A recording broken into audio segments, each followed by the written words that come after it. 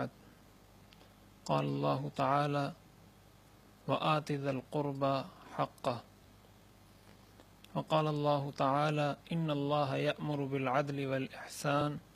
وإیتاء ذی القربى صدق اللہ العظیم۔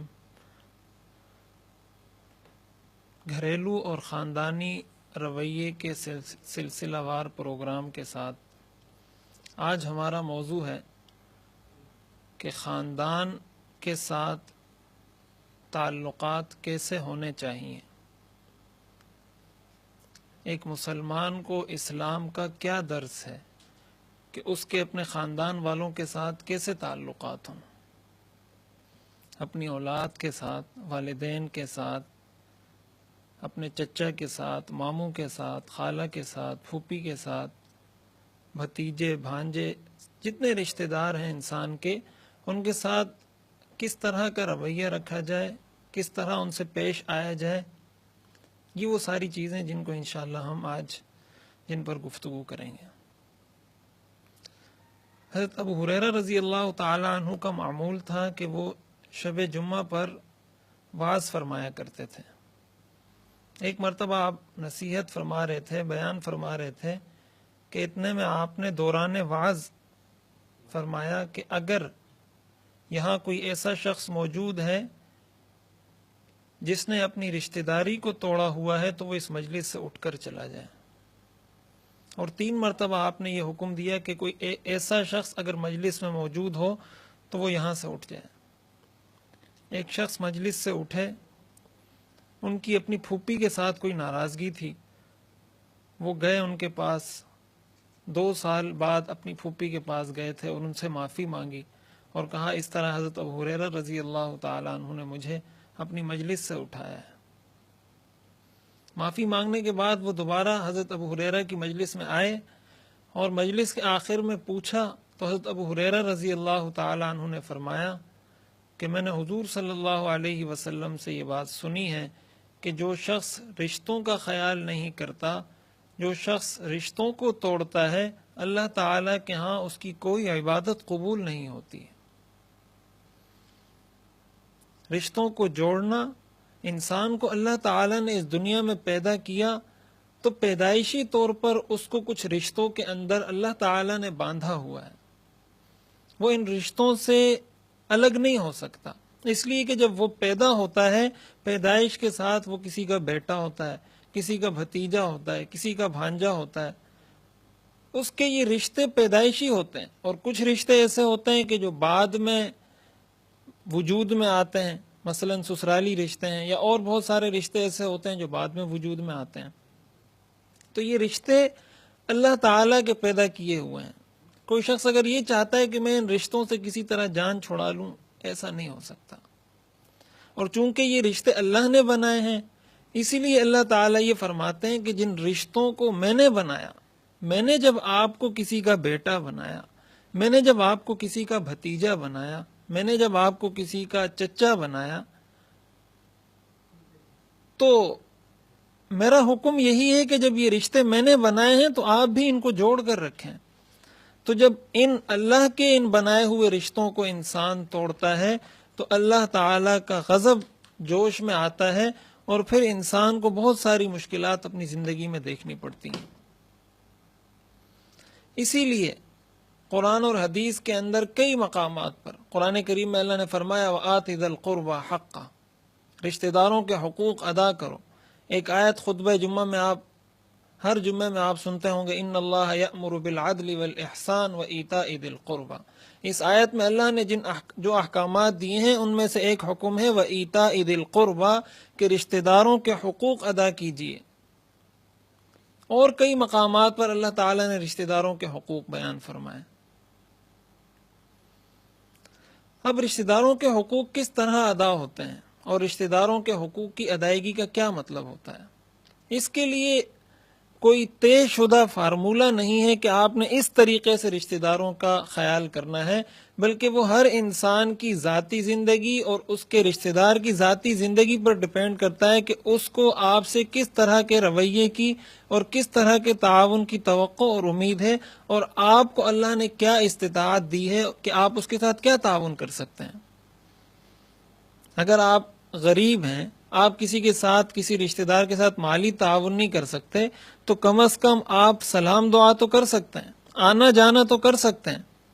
ان کے ساتھ میل جول تو رکھ سکتے ہیں، ان کی غمی خوشی میں تو شریک ہو سکتے ہیں۔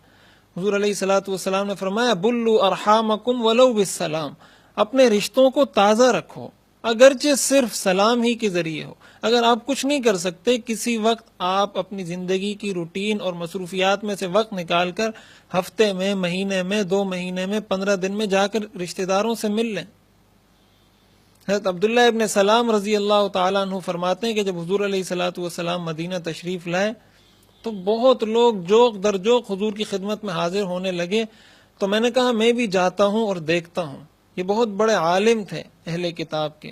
کہا جب میں نے حضور کے چہرے انور کو دیکھا تو میں نے کہا عرفت انہ لیس بوجہ کذاب، مجھے پتہ چل گیا کہ یہ کسی جھوٹے آدمی کا چہرہ نہیں ہو سکتا۔ اور حضور علیہ الصلوۃ والسلام نے جو سب سے پہلی بات ارشاد فرمائی وہ یہ ارشاد فرمائی یا ایھا الناس افشوا السلام واطعموا الطعام وصلوا الارحام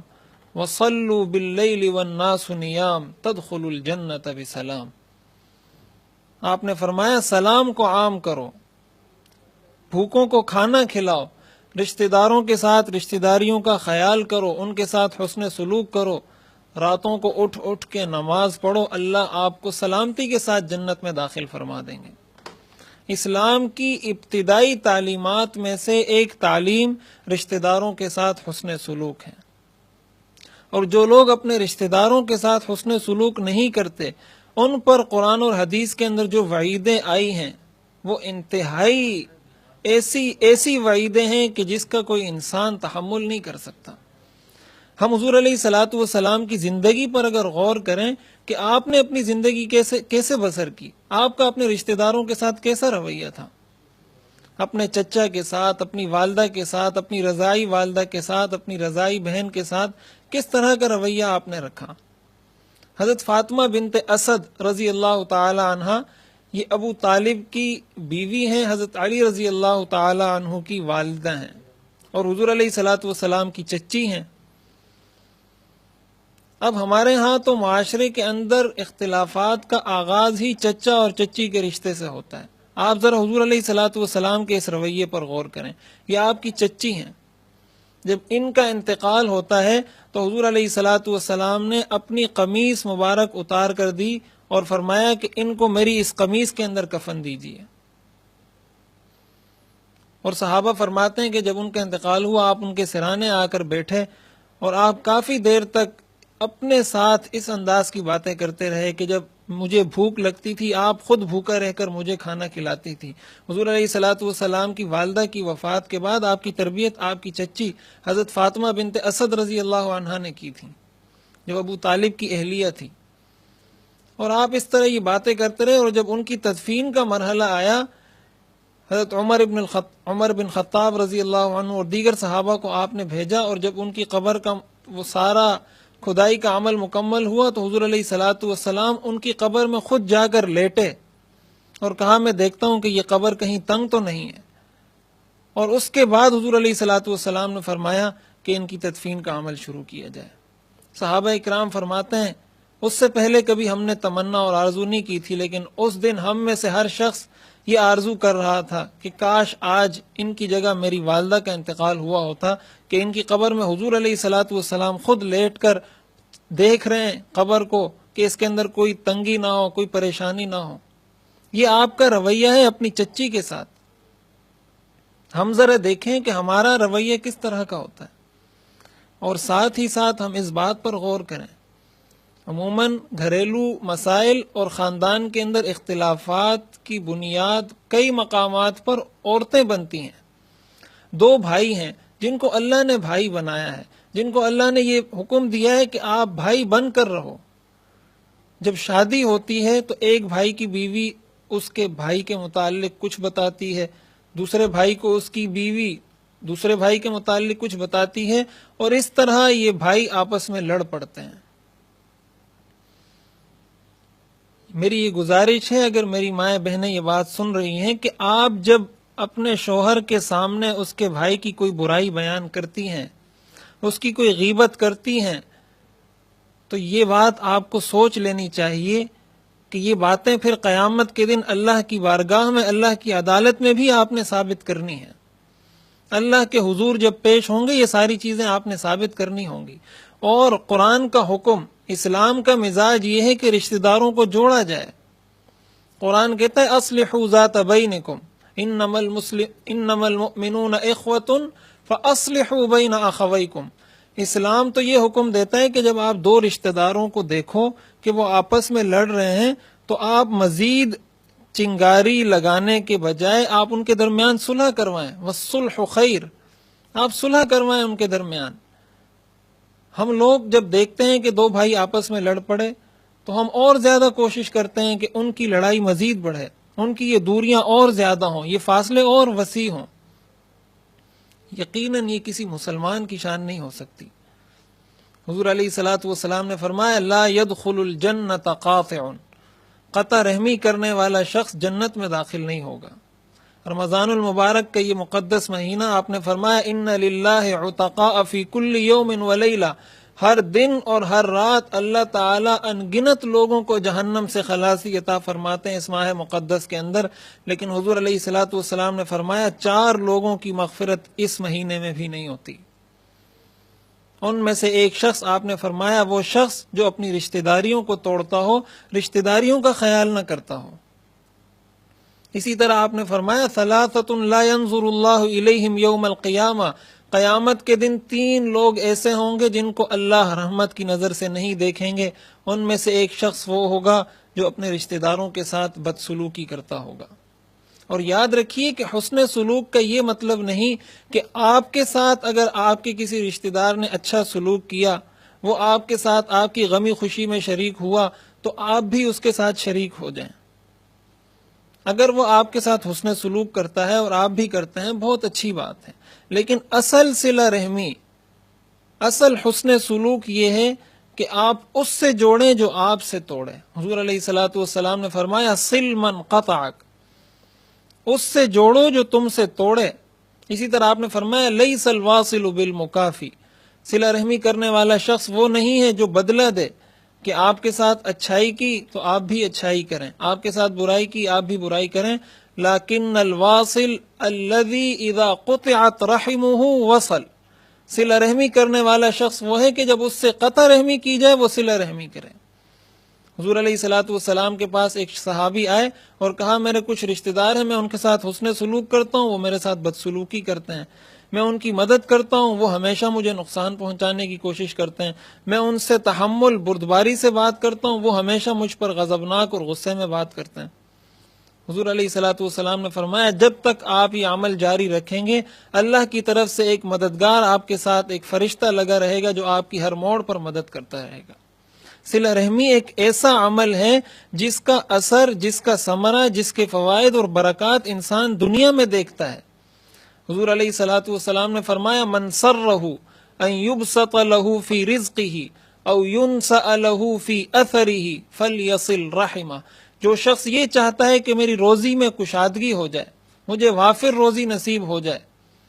یا وہ یہ چاہتا ہے کہ میری عمر میں اللہ برکت عطا فرما دے، آپ نے فرمایا اس کا نسخہ یہ ہے کہ وہ اپنے رشتہ داروں کے ساتھ حسن سلوک کرے۔ آج ہم میں سے ہر ایک یہ چاہتا ہے کہ مجھے کشادہ رزق ملے، کشادہ روزی ملے، میری عمر میں برکت ہو، لیکن حضور علیہ الصلوۃ والسلام نے اس کے لیے جو نسخہ بتایا اس نسخے پر ہم عمل نہیں کرتے۔ رزق کی کشادگی ہر ایک چاہتا ہے، عمر میں برکت ہر ایک چاہتا ہے، لیکن جو عمل حضور نے بتایا وہ عمل یہ ہے کہ ہم اپنے رشتہ داروں کے ساتھ حسن سلوک کریں۔ فتح مکہ کے موقع پر آپ دیکھیں حضور علیہ الصلوۃ والسلام کے ساتھ مکہ کے لوگوں نے کتنا ظلم کیا، اتنا ظلم کیا، اتنا ظلم کیا کہ بالآخر آپ کو مکہ مکرمہ چھوڑ کر ہجرت کرنی پڑی۔ اس حد تک آپ کو مجبور کیا کہ آپ کو مکہ میں رہنے نہیں دیا، اور مجبور ہو کر آپ نے اپنا وہ شہر چھوڑا۔ اور روایات میں آتا ہے کہ جب آپ مکہ مکرمہ سے نکل کر جا رہے تھے تو آپ ایک قدم آگے لیتے پھر پلٹ کر مکہ مکرمہ کی طرف دیکھتے اور کہتے تھے کہ مکہ مجھے تم سے بہت محبت ہے، اور اگر میری قوم مجھے نہیں نکالتی میں کبھی مکہ چھوڑ کر نہ جاتا، لیکن میری قوم مجھے مکہ میں نہیں چھوڑتی، اس لیے میں مجبور ہو کر یہاں سے جا رہا ہوں۔ ایک قدم آپ آگے لیتے، پھر آپ پلٹ کر دیکھتے اور یہ ارشاد فرماتے۔ اس طرح کی حالت میں آپ کو یہاں سے نکالا گیا، اور فتح مکہ کے موقع پر آپ ایک فاتح کی حیثیت سے دوبارہ مکہ میں آئے۔ آپ ایک سپہ سالار، ایک حکمران کی حیثیت سے مکہ آپ کے زیر حکومت آ گیا تھا، آپ مکہ کے حکمران بن گئے تھے، ایک حکمران کی حیثیت سے آپ مکہ مکرمہ میں آئے۔ جب حضور علیہ الصلوۃ والسلام مکہ تشریف لائے تو وہاں پر موجود اہل مکہ یہ سوچنے لگے کہ اب ہم نے بھوک سے مر جانا ہے، اب تو ہمارا سوائے موت کے اور کوئی راستہ نہیں ہے۔ حضرت علی فرماتے ہیں میں نے ابو سفیان کو دیکھا، وہ جنگل کی طرف اپنے بیوی بچوں کو لے کر جنگل کی طرف جا رہے ہیں۔ میں نے ان سے پوچھا آپ کہاں جا رہے ہیں؟ انہوں نے کہا اب تو بس ہم صحرا ہی میں جائیں گے، بھوکے رہیں گے، وہیں جا کر بھوکے بھوکے مر جائیں گے، اس لیے کہ ہم نے جتنا ستایا ہے اب اس کا بدلہ تو حضور نے ہم سے لینا ہے۔ حضرت علی فرماتے ہیں میں نے ان سے کہا کہ آپ ذرا جائیے حضور علیہ الصلوۃ والسلام کی خدمت میں۔ یہ حضور علیہ الصلوۃ والسلام کی خدمت میں تشریف لائے اور حضور نے ان سے پوچھا کہ آپ کو کیا توقع ہے کہ اب میں کیا کروں گا؟ انہوں نے کہا اخ کریم وابن اخ کریم، آپ خود بھی بہت کریم ہیں، آپ جس کے بیٹے ہیں آپ کے والد بھی بہت کریم رحم دل شخص تھے۔ حضور علیہ الصلوۃ والسلام نے فرمایا میں تمہارے ساتھ وہی معاملہ کرتا ہوں جو حضرت یوسف علیہ السلام نے اپنے بھائیوں کے ساتھ کیا تھا۔ آپ نے فرمایا لا تثریب علیکم اليوم، آج کے دن کسی پر کوئی بوجھ نہیں، تم میں سے ہر ایک آزاد ہے، میں نے سب کو معاف کیا۔ اب حضور علیہ الصلوۃ والسلام کی یہ روش، ہمارے خاندان میں تو شاید ہم سے کسی نے اس حد تک برائی نہیں کی ہوگی کہ ہمیں ملک بدر کر دیا ہو۔ اتنی برائی شاید ہم میں سے کسی کے ساتھ کسی خاندان والے نے، کسی رشتہ دار نے، چچا نے، ماموں نے، کسی بھتیجے بھانجے نے ایسی برائی نہیں کی ہوگی کہ ہمیں شہر چھوڑنے پر مجبور کر دیا ہو۔ حضور علیہ الصلوۃ والسلام کو اپنے شہر سے، آپ کے وہاں پر 2 گھر تھے، ایک آپ کی والدہ سے جو آپ کو گھر وراثت میں ملا تھا، اور ایک حضرت خدیجہ رضی اللہ تعالی عنہا کا جو گھر تھا۔ اور حضور علیہ الصلوۃ والسلام جب مدینہ تشریف لائے آپ نے اہل مکہ سے اپنے اس گھر کا مطالبہ بھی نہیں کیا کہ میرے یہاں وہ 2 گھر تھے مجھے وہ گھر دیجیے۔ یہ حضور علیہ الصلوۃ والسلام کا رویہ ہے ان لوگوں کے ساتھ جنہوں نے آپ کے ساتھ 17 سے زیادہ جنگیں کی، 17 سے زیادہ غزوات میں آپ شریک ہوئے، آپ کے دندان مبارک شہید ہوئے، آپ کے سر پر زخم اور چوٹ آئی، لیکن آپ کا رویہ اپنے رشتہ داروں کے ساتھ اس کے مقابلے میں یہ ہے۔ اسی لیے تو جب حضور علیہ الصلوۃ والسلام پر پہلی وحی نازل ہوئی اور آپ حضرت خدیجہ رضی اللہ تعالی عنہا کے پاس تشریف لائے اور آپ نے فرمایا زملونی زملونی، اور آپ نے فرمایا مجھے ڈر لگتا ہے کہ کہیں میری موت واقع نہ ہو جائے، تو حضرت خدیجہ رضی اللہ تعالی عنہا نے جواب میں فرمایا واللہ لا یخزیک اللہ ابدا انک لتصل الرحم وتحمل الکل وتقری الضیف وتعین علی نوائب الحق۔ حضرت خدیجہ نے فرمایا آپ جیسے لوگوں کو اللہ کبھی رسوا نہیں کیا کرتا، اور پھر جو انہوں نے سبب ذکر کیا وہ سبب یہ ذکر کیا کہ آپ تو رشتہ داروں کا بہت خیال کرتے ہیں، جو لوگ رشتہ داروں کا خیال کرتے ہیں اللہ ان کو دنیا میں کبھی ذلیل نہیں کرتا۔ تو جس طرح رشتہ داری کو نبھانے کا ثواب، اس کا اجر اور ثمرہ انسان کو کسی درجے میں دنیا میں ملتا ہے، اسی طرح رشتہ داروں کے ساتھ بدسلوکی اور قطع رحمی کا بدلہ بھی انسان کو دنیا میں ملتا ہے۔ چنانچہ روایات میں آتا ہے کہ اگر کوئی شخص یہ چاہتا ہے کہ بری موت سے مجھے نجات ملے، آج کبھی ایکسیڈنٹ ہو جاتا ہے، کبھی حادثاتی موت واقع ہو جاتی ہے، کبھی کسی ایسی حالت میں انسان کی موت آ جاتی ہے جو انسان کو پسند نہیں ہوتی، اگر کوئی شخص یہ چاہتا ہے کہ مجھے بری موت سے اللہ حفاظت فرمائے، اس کا حل حضور علیہ الصلوۃ والسلام نے یہ بتایا کہ وہ رشتہ داروں کے ساتھ حسن سلوک کریں۔ اور پھر رشتہ داروں کے ساتھ جب ہم حسن سلوک کریں، اس میں پھر یہ فرق نہیں ہونا چاہیے امیر اور غریب کا۔ ہماری رشتہ داریاں بھی آج مال کی وجہ سے ہیں، جو امیر ہیں، جو مالدار ہیں، ان کے ساتھ تو ہر ایک رشتہ نبھاتا ہے۔ غریب کے گھر جب جاتے ہیں آپ ان سے کہیں آپ اس کے گھر کیوں نہیں جاتے، کہتے ہیں ان کو تو مہمان نوازی کا ڈھنگ نہیں، آپ جائیں تو 3 طرح کے کپ سامنے رکھ دیتے ہیں، ان کو تو کھلانے کا طریقہ نہیں آتا، آپ کو کیا پتہ ان کے گھر میں کیا حالت ہے۔ تو کیا آپ اگر اس کے رشتہ دار ہیں اور آپ دیکھ رہے ہیں کہ ان کے پاس ایک طرح کی کپ نہیں ہے کہ وہ آپ کے سامنے رکھیں، تو کیا آپ کو دل میں اس بات کا احساس نہیں ہوتا کہ آپ جاتے ہوئے کوئی 1 درجن کپ ان کو دے کر آ جائیں؟ اور جو امیر ہوں گے ان کے ساتھ ہماری رشتہ داریاں بڑی اچھی ہوتی ہیں، حتیٰ کہ اگر کوئی غریب رشتہ دار دوسروں کے ساتھ حسن سلوک کرے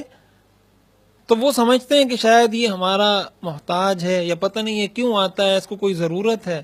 بجائے اس کے کہ اس کو اس بات کو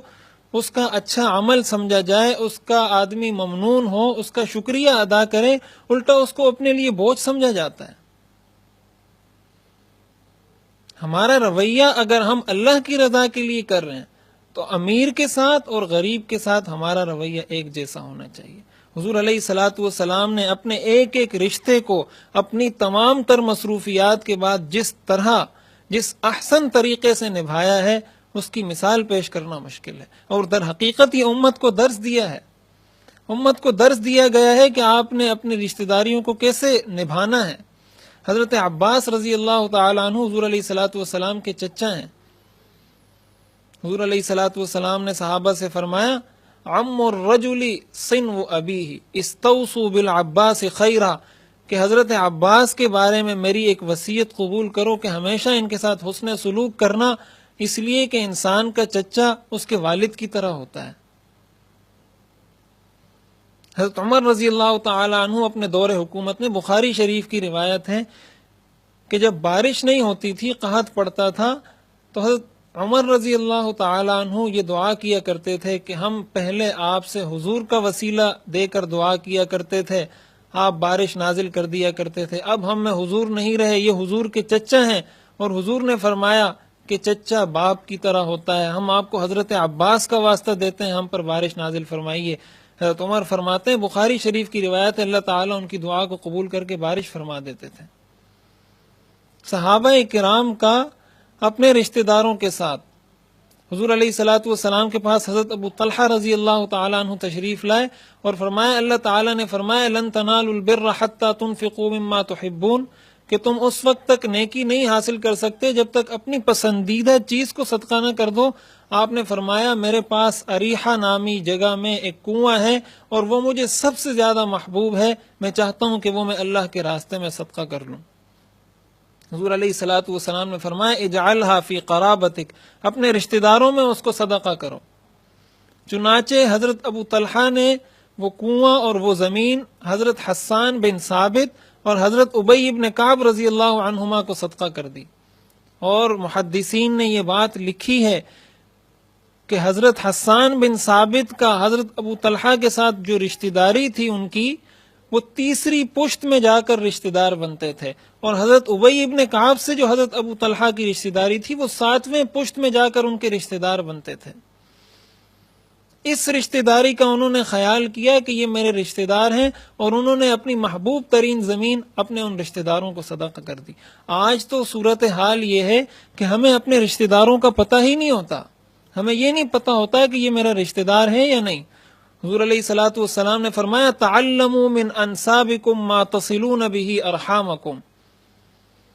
ہمیں نسب کا نہیں پتہ ہوتا۔ مغرب کی پیروی کے اندر ہم اتنا آگے بڑھے، وہاں تو آہستہ آہستہ بچے کے نام سے والد کا نام ہٹا دیا گیا، اب تو بچے کے نام کے ساتھ والدہ کا نام لکھا جاتا ہے۔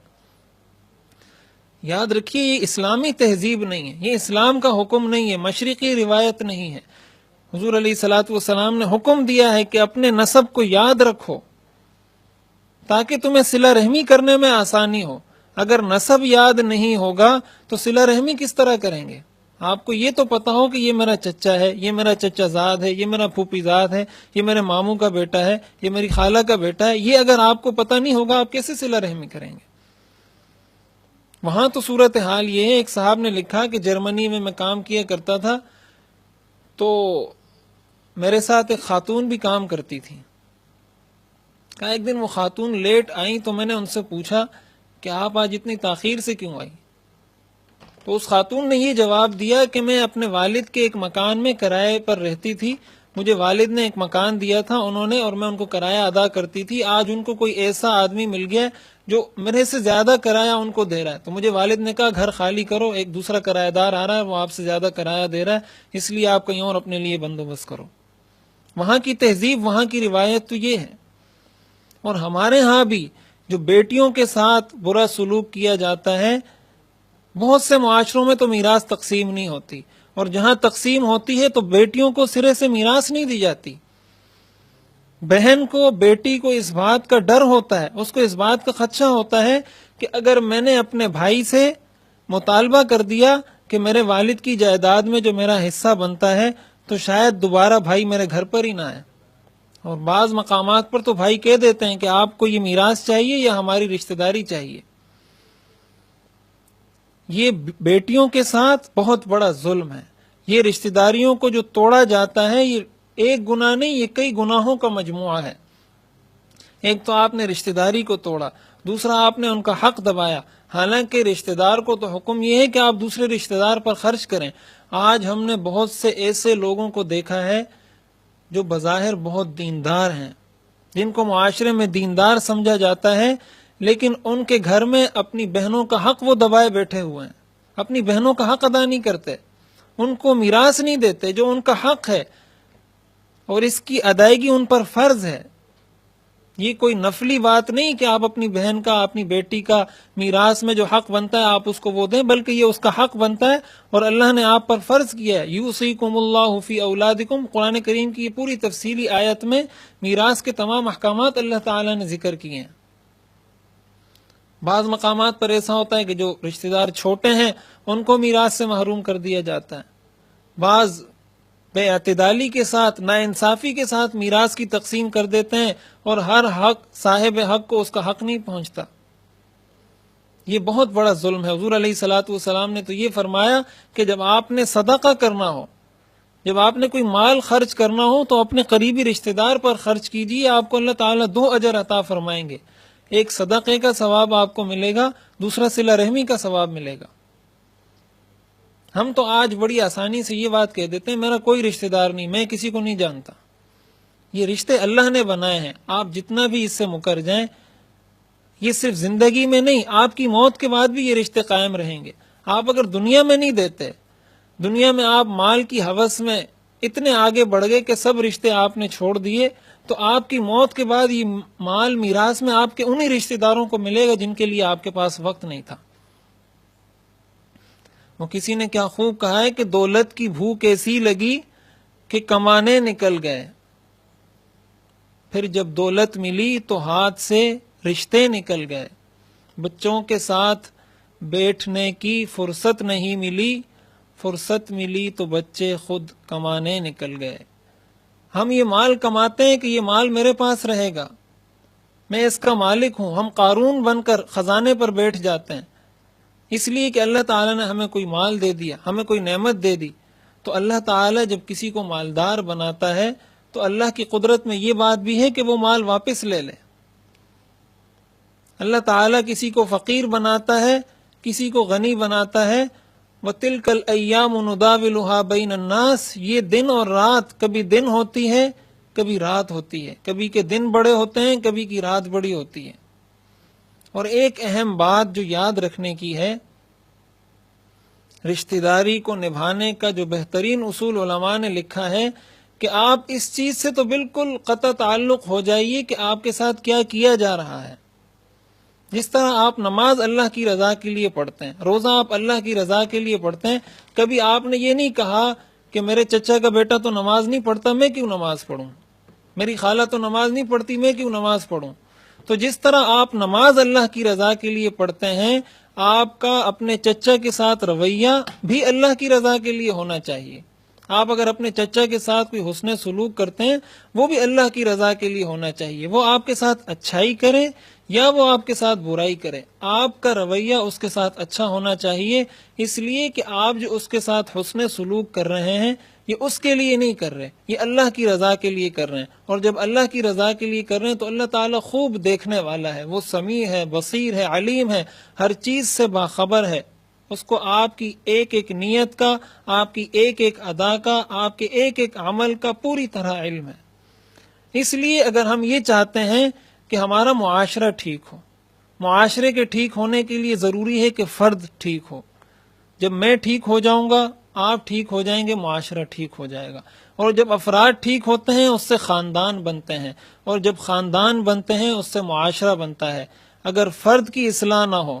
خاندان کی اصلاح نہ ہو، تو معاشرہ کبھی ٹھیک نہیں ہو سکتا. ہم میں سے ہر شخص آج چاہتا ہے کہ معاشرہ ٹھیک ہو جائے. اگر ہم حقیقتاً دل سے اس بات کے متمنی ہیں کہ معاشرہ ٹھیک ہو، اس کے لیے ہم نے اپنے خاندانوں کو ٹھیک کرنا ہوگا، اپنے رشتہ داروں سے ملنا ہوگا، ان کو معاف کرنا ہوگا. کسی کے ساتھ قطع تعلقی، قطع کلامی ہے، سب کو معاف کر کے اللہ کی رضا کے لیے ان کے پاس بیٹھنا ہوگا. اگر یہ سارے کام ہم کر لیتے ہیں تو اللہ تعالیٰ کی ذات سے امید ہے کہ جس طرح حدیث شریف میں بتایا گیا ہے کہ ایسے شخص کی دنیا کی زندگی کو بھی اللہ جنت کی زندگی بنا دیتے ہیں، اور آخرت میں بھی اللہ تعالیٰ ان پر نظر رحمت فرمائیں گے. اللہ تعالیٰ ہمیں ان لوگوں میں شامل فرمائے جو اپنے رشتہ داروں کا خیال کرتے ہیں، ان کے ساتھ حسن سلوک کرتے ہیں اور صلہ رحمی کرتے ہیں. وآخر دعوانا ان الحمد للہ رب العالمین.